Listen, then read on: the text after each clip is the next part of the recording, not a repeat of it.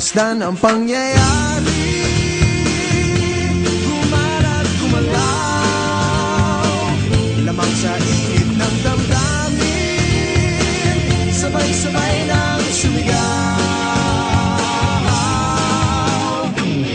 Kilos kabataan, oras natin to makialam, makijama, kilaho.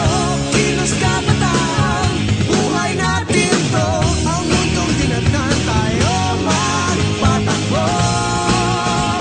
Makijam ka, pare ko.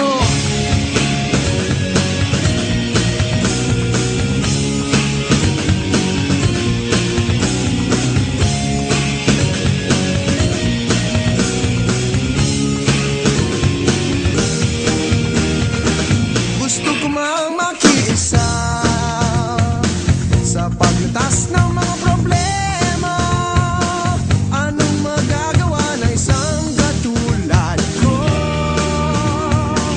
Pero ang kinabukasan mo, tungkulin ba ng ilang tao makibahagi sa bagahe ng mundo?